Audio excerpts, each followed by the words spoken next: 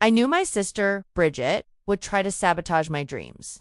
I just didn't expect her to be so blatant about it. Her smirk sent a chill down my spine as I tore through my room for the third time. My passport had to be here. I'd put it in my travel folder yesterday, triple-checking it before bed. Now, less than 48 hours before my flight to Rome, it was gone. My name is Olive, and for 19 years, I've been the family's disappointment. Not because I've done anything wrong, quite the opposite. In fact, I studied too hard, dreamed too big, and, worst of all, I refuse to believe that my younger sister is the son our family revolves around. Mom, I called out, trying to keep my voice from shaking. Have you seen my passport? Honey, you probably just misplaced it.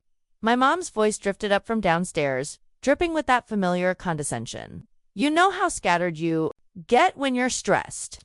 I caught Bridget's reflection in my mirror. She was leaning against my doorframe, twirling a strand of her perfect blonde hair. You know, Olive, maybe this is God's way of telling you to stay home. You're not exactly international material. The scholarship letter on my desk begged to differ. A full ride to a prestigious global policy program selected from thousands of applicants. I'd kept it a secret until the last possible moment, knowing what would happen when I told them. I got into the program fair and square. I said, my hands trembling as I checked my drawer again. Why can't you just be happy for me? Oh, I'm always happy for you, Bridget cooed, stepping uninvited into my room. I just worry. Remember your science fair project?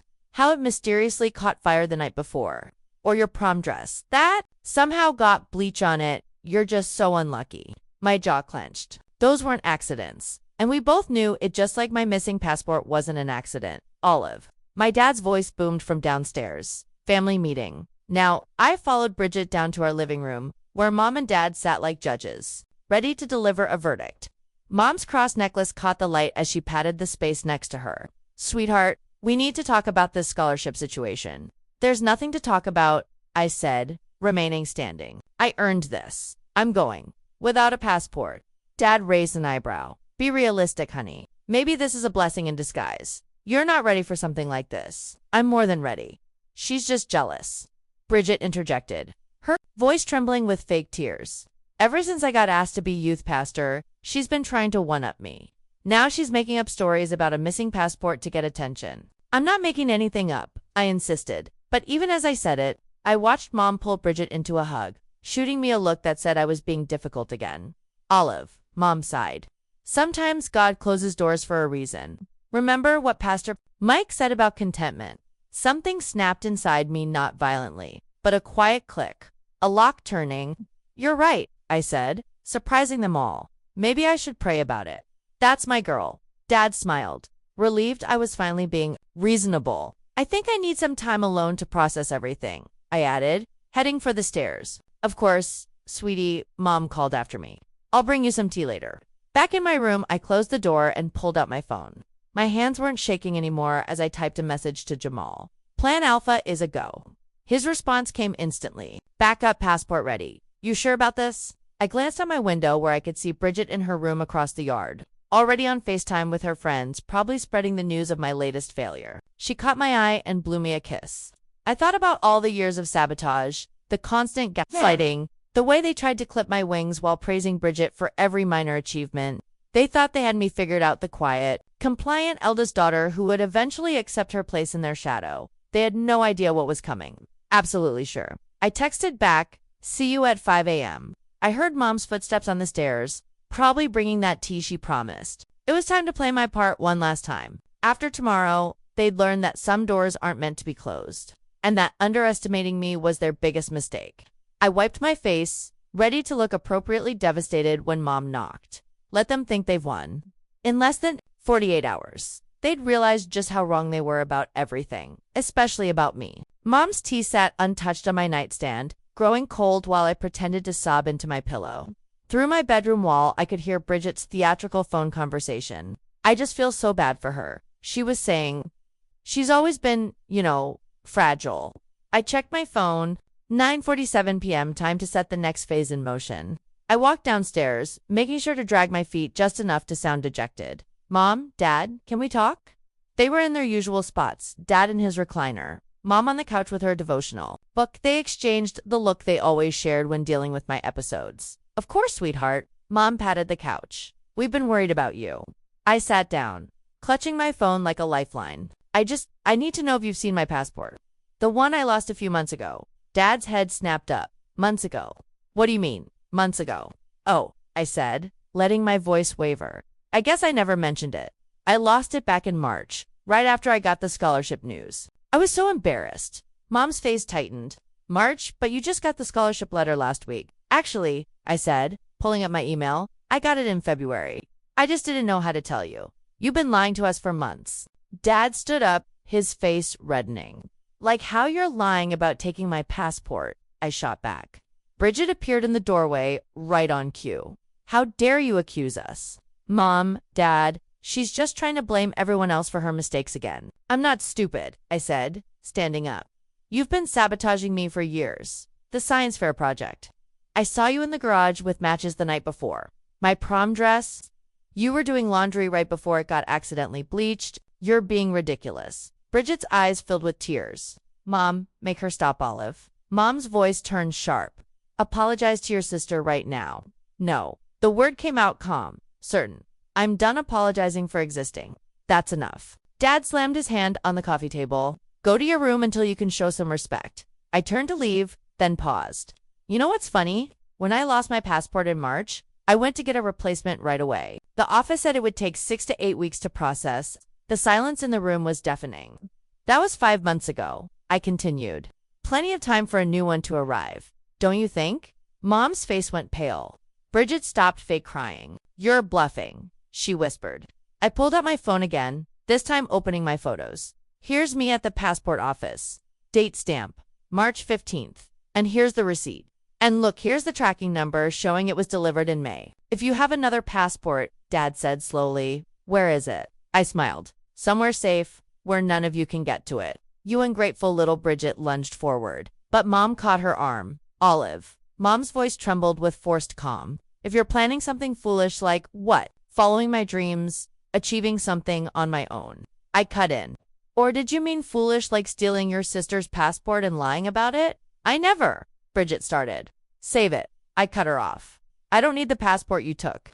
I don't need your approval, and I definitely don't need your prayers. I headed for the stairs, but Mom called after me.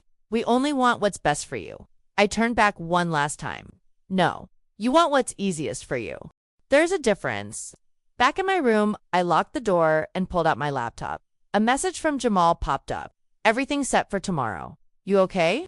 I thought about the years of gaslighting, of being told I was overreacting, imagining things, being difficult. I thought about Bridget's innocent act, Mom's religious manipulation, Dad's dismissive sighs.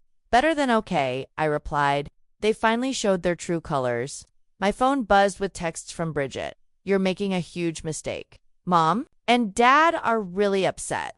Why do you always have to ruin everything? Please don't do this to our family. I blocked her number. Through the wall, I could hear her having another meltdown. Mom and Dad rushing to console her. The golden child's crown was slipping, and she knew it. I checked my hidden backpack one last time. Backup passport, scholarship documents, plane ticket. In less than 8 hours, I'd be on my way to the airport with Jamal. Let them think they'd won tonight. Let them believe their perfect family facade was still intact. Tomorrow would change everything. I set my alarm and lay down, not even trying to sleep. The time for being the quiet, understanding sister was over. Tomorrow, they'd learn what happens when you push someone too far.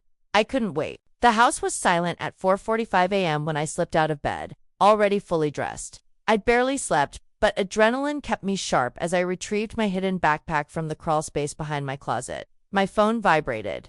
Jamal outside in 5. You ready?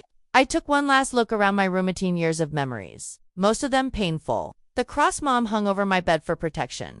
The family photos where Bridget always stood front and center. The desk where I'd studied late into the night, dreaming of escape. On my pillow, I left a note. Some doors are meant to stay closed. Don't try to find me. The third stair from the bottom always creaked, so I stepped over it. In the kitchen, I could smell coffee. Dad must have set the automatic timer for his morning devotional. The pot burbled quietly, like it was keeping my secret. A floorboard creaked upstairs. I froze. Another creak, followed by footsteps. Someone was awake. I ducked behind the kitchen island just as Bridget appeared at the top of the stairs. She was heading to the bathroom, her eyes half closed with sleep, I held my breath until I heard the bathroom door click shut.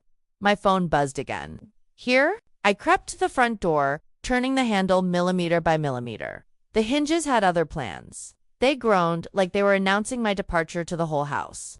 The bathroom door opened. Olive Bridget's voice was sharp with suspicion. I didn't answer. Instead, I yanked the door open and bolted. "Mom, Dad," Bridget screamed. "She's leaving." Jamal's car idled at the curb, headlights off. I sprinted across the lawn as lights flicked on upstairs. "Olive, Grace, James, don't you dare!" Dad's voice boomed from their bedroom window. I threw myself into Jamal's car. "Go, go, go." He floored it just as my parents burst through the front door in their pajamas. In the rearview mirror, I watched Dad run halfway down the driveway before stopping, realizing he was barefoot. "Holy!" Jamal laughed, taking the corner too fast. That was intense. "Keep driving," I said, my heart pounding. "They might follow us." Already planned for that, he took 3 random turns, then pulled into a 24-hour grocery store parking lot. "We'll switch to my sister's car. They don't know that one." As we transferred my bags, my phone exploded with notifications. "Olive, come home right now. Young lady. Olive, you're making a terrible mistake. I can't believe you'd hurt our family like this. Your mother is crying. Everyone will know what you did to us." I turned off my phone. "You okay?" Jamal asked as we pulled onto the highway in his sister's Honda. "Better than okay," I said, watching the sunrise paint the sky pink. "I'm free." We made it to the airport by 6 a.m. Jamal insisted on walking me to security. "You sure about this?" he asked. "Once you go through those gates, I've never been more sure of anything." I hugged him tight. "Thank you for everything. Just promise you'll actually enjoy Rome instead of plotting revenge the whole time." "Why not both?" I grinned. Going through security felt surreal. Each step took me further from their control, their manipulation, their suffocating version of love. My backup passport worked perfectly. The TSA agent didn't even blink. At my gate, I finally turned my phone back on. Hundreds of messages, dozens of missed calls. But what caught my eye was Bridget's latest Instagram post, a selfie of her looking sad in my bedroom. The caption read, "Sister's night," and some people don't understand that family comes first. The comments were already rolling in. "You're such a good sister, she doesn't deserve you. Praying for your family." I smiled and opened my own Instagram. Unused for months. I posted a single photo. My boarding pass to Rome. The caption read, "Some people don't understand that freedom comes first." Then I turned off my phone, tucked it away, and watched through the terminal window as my future arrived in the form of a Boeing 747. "Now boarding flight 18522 Rome." The announcer called. I stood up, grabbed my carry-on, and walked toward the gate without looking back. Behind me lay 18 years of being told I was too much, too ambitious, too different. Ahead lay everything I'd fought for. Let Bridget play the victim. Let my parents call the police. Let them all think they knew my story. I was about to write my own. Rome hit me like a symphony. Beautiful, overwhelming, and nothing like the sheltered life I'd left behind. Standing outside Leonardo da Vinci International Airport, I finally turned my phone back on. The messages had evolved from threats to bargaining. "Please just let us know you're safe. We can work this out as a family. You're being so selfish." Mom hasn't stopped crying. A new text popped up from an unknown number. "Hi, Olive. I'm Eva from the scholarship program. I'm your assigned mentor. Look for the red scarf at arrivals." I spotted her immediately. Tall, confident, wearing a bright smile along with that red scarf. "You must be our American rebel," she said, pulling me into an unexpected hug. "The program coordinators told me about your family situation. Don't worry, we've got your back." The scholarship residence was a converted monastery in Trastevere, ancient stone and ivy-covered walls. My room overlooked a courtyard where students from around the world sat discussing politics and philosophy. "Global policy orientation starts in an hour," Eva said, helping me with my bags. "Fair warning, they're throwing you right into the deep end. The UN ambassador to Italy is giving the opening address." I must have looked terrified because she laughed. "Relax. From what I've seen of your application, you're more than ready." The orientation room was packed with scholars and diplomats. I found a seat near the front, trying to look like I belonged. Today's first presenter, the program director announced, is a last-minute addition. Olive from New York will share her analysis of grassroots movements in digital spaces. My heart stopped. "What?" Ava nudged me. "Surprise. I recommended you after reading your application essay. Show them what you've got." Walking to the podium, I thought of all the times Bridget had sabotaged my presentations, how my parents had dismissed my achievements. Not this time. I took a deep breath and began. Social media isn't just changing how we communicate. It's revolutionizing how we organize, protest, and create change. For 15 minutes, I owned that room. Questions flew, and I caught them all. The ambassador himself nodded approvingly. Afterward, Eva introduced me to everyone who mattered. Olive's research on digital activism is groundbreaking. She told the program director we're lucky to have her. My phone buzzed. A local news website from back home had picked up my story. Local students' dramatic path to prestigious scholarship raises questions about family dynamics. The comment section was a war. I know this family from church. There's more to this story. Good for her for breaking free. What kind of sister steals a passport? Then I saw Bridget's latest post, a tearful video about praying for those who abandon their families. The comments were less sympathetic than usual. Didn't your sister win some big scholarship? Why would anyone steal their sister's passport? Maybe there's a reason she left. Eva peered over my shoulder. Your sister? The golden child? Or she was, I said. Well, she's about to be overshadowed. The program wants to feature you in their international promo video. Filming starts tomorrow. My hands shook as I realized what this meant. Back home, they'd be forced to watch me succeed. No more hiding my achievements. No more pretending I was the problem. That night, I sat in the courtyard with other scholars, sharing stories over wine and pasta. For the first time, I felt seen, understood, valued. My phone lit up with a news alert. Rising Leader Award nominee announced. Olive from New York selected for global innovation. Eva appeared with a bottle of champagne. Congratulations, though you might want to check your email first. The program director had written, your presentation today was exceptional. We'd like you to speak at the award ceremony next month. International press will be present. I imagined Bridget's face when she saw the news. Mom and Dad trying to explain to their church friends why they never mentioned their daughter's achievements. You're smiling, Eva observed. Thinking about home, I said. Thinking about justice, I replied. She clinked her glass against mine. To justice. Then, and to the family we choose. Under the Roman stars, surrounded by people who celebrated, instead of suppressed me, I felt something shift. This wasn't just about revenge anymore.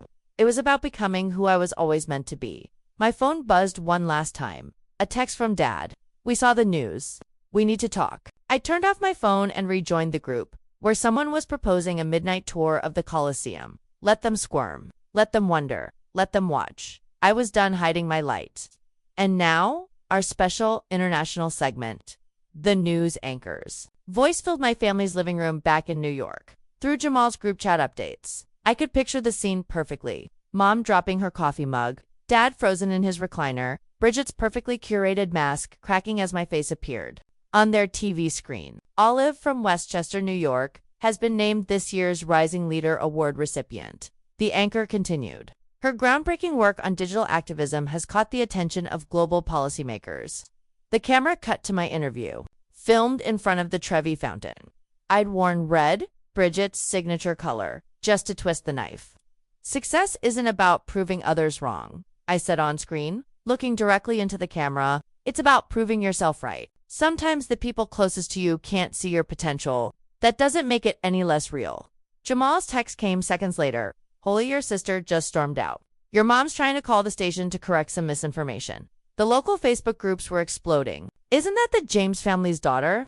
Their church always made it sound like she was troubled. My kid went to school with her sister Bridget. There were rumors. I watched it unfold through social media. Bridget's carefully constructed image was unraveling in real time. You said she wasn't going anywhere. Bridget's voice echoed through their house, according to Jamal's play-by-play. You said she'd fail? Mom's damage control started immediately. She posted in the church group, so proud of our Olive. We've always supported her dreams. #ProudMama. The comments were merciless. Wasn't this the daughter you said was finding herself? Didn't your other daughter post about her abandoning the family? Pretty sure you told my wife she was lost last Sunday. Dad tried calling again. Olive, please.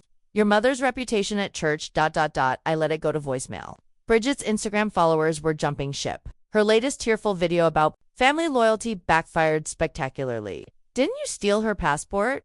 My cousin goes to your school. Everyone knows what you did. Maybe focus on your own achievements instead of sabotaging others.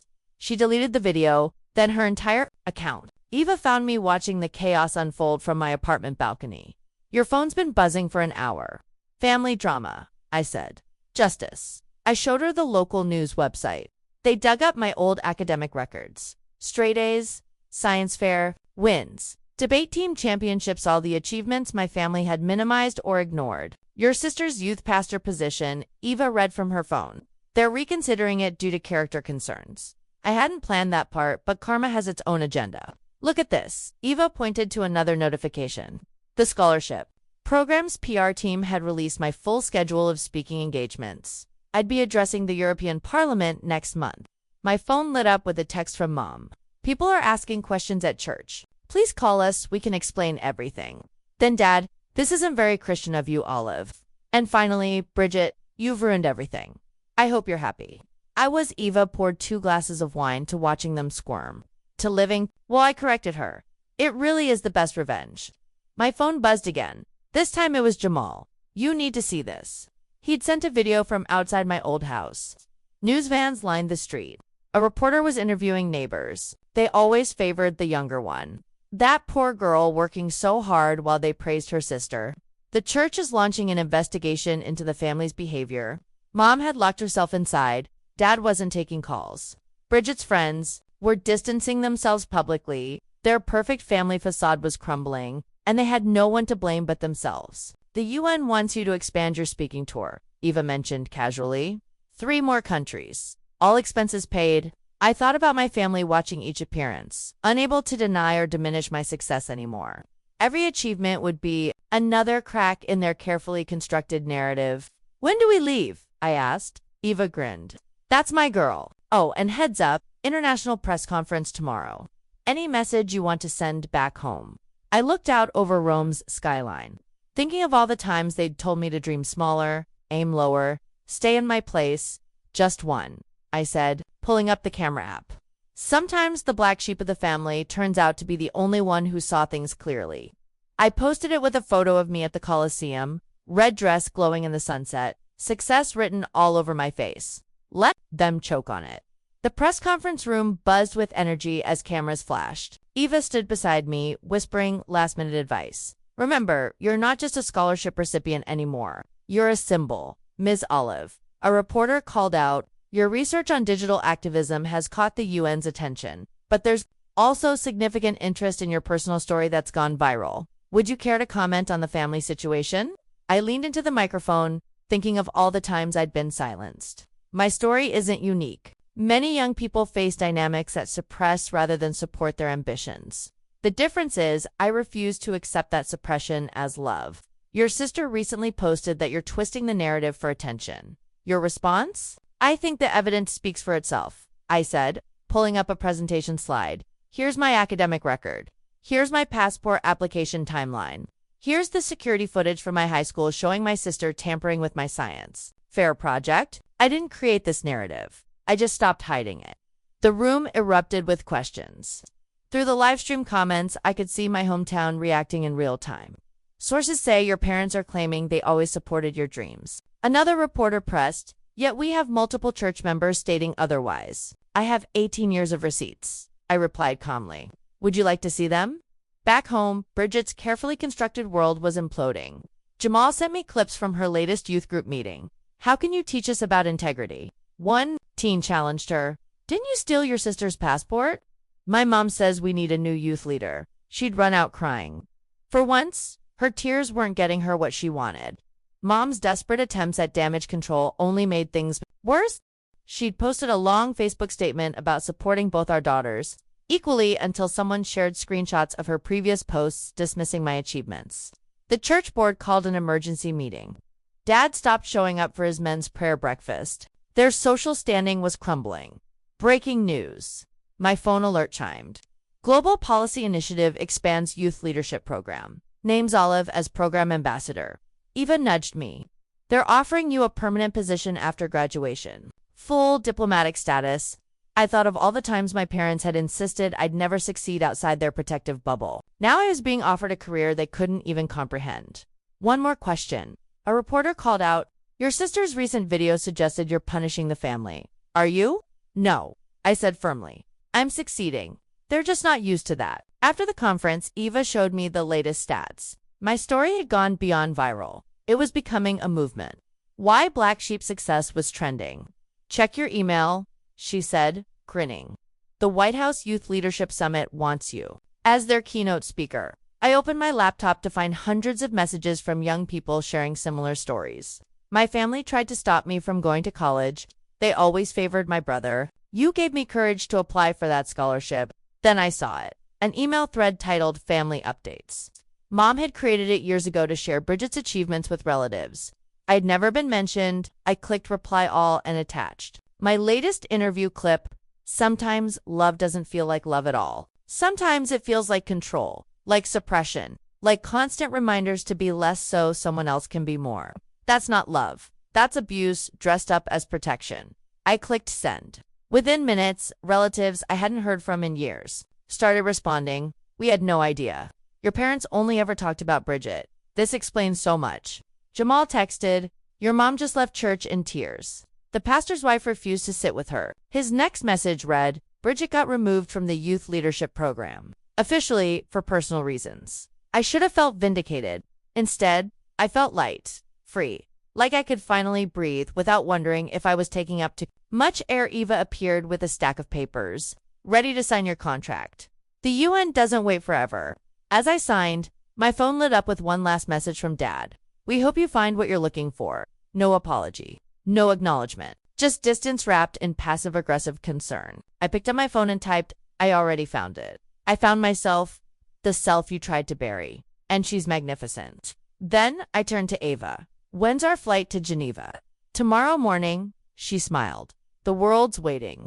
Let them watch. From their small-town shadows, let them see what happens when you try to dim someone's light. I was done hiding, and I was just getting started. The gala ballroom sparkled with diplomatic elegance as I adjusted my microphone. 6 months had passed since my escape, and tonight was the culmination of everything. The Rising Leader Award ceremony broadcast worldwide. Ready, Eva straightened my navy blue gown. Your family's definitely watching. Jamal says they've gathered at your house with the church elders to pray for your soul. I smiled. Let them pray. I'm done feeling guilty for their discomfort. The program director took the stage. Tonight's recipient redefined what it means to overcome adversity. Please welcome Olive. Walk into that podium. I remembered every dismissive comment, every sabotaged opportunity, every time they'd told me to be less. Not tonight. Success stories usually start with, I had a dream, I began. Mine starts with, I had a backup passport. Gentle laughter rippled through the crowd. We talk about toxic relationships, but rarely about toxic love, the kind that clips your wings while claiming to protect you. The kind that praises mediocrity in one child while punishing excellence in another. In the audience, I spotted several ambassadors leaning forward, nodding. My sister stole my passport to stop me from being here tonight. My parents supported her decision, calling it God's will. But here's what they never understood. Sometimes, love doesn't feel like love at all. The cameras panned across the rapt audience. They thought they were protecting me. In reality, they were protecting themselves from the discomfort of watching me outgrow their limitations. My phone buzzed silently in my clutch. Jamal's update. Your mom just left the room crying. Bridget's trying to livestream a response but keeps getting error messages. To every young person being told to dream smaller, to accept less, to stay in their place, I continued, you don't have to set yourself on fire to keep others warm. Your potential isn't a threat to anyone except those who want to control you. Eva gave me a thumbs up from the side stage. Tonight, I accept this award not just for myself, but for every black sheep who refused to graze where they were told. For every scapegoat who decided to soar instead of suffer. The applause started building. And to my family, watching from home, I paused, letting the weight of the moment settle. Thank you. Your attempts to contain me only proved how much space I was meant to take up. Your fear of my light only showed how brightly it could shine. Standing ovation. Camera flashes. Tears. In the audience, later at the reception, my phone exploded with notifications. Bridget had finally managed to post her response video. My sister's speech was a cruel attack on our loving family. She sobbed. We only wanted what was best. The comments cut her off. Give it up, sis. Return the passport yet. Your act isn't working anymore. She deleted it within minutes. Eva appeared with a group of unofficials. They want to expand your speaking. Tour, Asia, Africa, South America. Your story is resonating globally. My phone lit up with a text from Mom. We hope you find what you're looking for. The same message as before.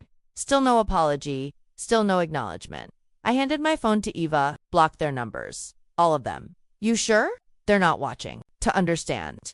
They're watching to find weaknesses, to prove they were right about me all along. I said, I'm done performing for their approval. A reporter approached with one last question. What makes you most proud of your journey? I thought about the scared girl who'd hidden a backup passport, the sister who'd endured years of sabotage, the daughter who'd been told her dreams were too big, that I got here on my own. I said, even when no one believed I should. After the cameras left, Eva found me on the balcony. Your story's been picked up by major networks. They're calling you the voice of a generation and my family. Your aunt called the program office. Apparently, your parents are taking a break from church leadership to focus on family healing. I laughed. Translation, they can't handle the public scrutiny. And Bridget lost her youth pastor position, her social media influence, and her perfect daughter crown. Turns out karma doesn't take prayer requests. Eva handed me a glass of champagne. To the black sheep. To freedom, I corrected her. And to never looking back. Below us, Rome glittered like a sea of possibilities. Somewhere in New York, my family was probably crafting their next narrative about their lost daughter. But I wasn't lost. For the first time in my life, I was exactly where I was meant to be. And I was never going back to being small. The interview questions glowed on my laptop screen as I settled into my hotel suite in Geneva. A global youth magazine wanted my take on family dynamics and personal growth. The usual softball questions. What was your biggest challenge? How did you overcome it? I clicked send on my response, which didn't mention my sister, my parents, or even a single person from my past. The story was no longer about them. It was about me. I closed my laptop, walked to the window, and looked out over the city. A new chapter was beginning, and I was ready to write it.